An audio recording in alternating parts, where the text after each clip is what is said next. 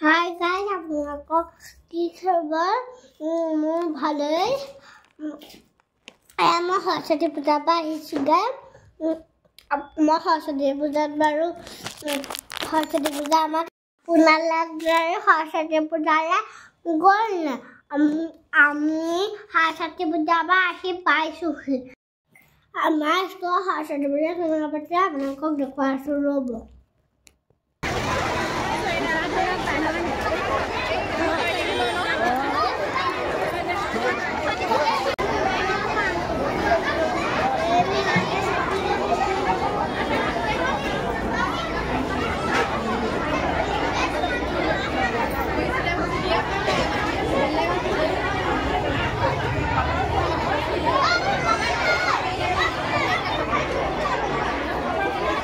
আমাৰ স্কুলখন দেখিবলৈ কেনেকুৱা লাগিছে বাৰু কওকচোন, কেনেকুৱা লাগিছে বাৰু?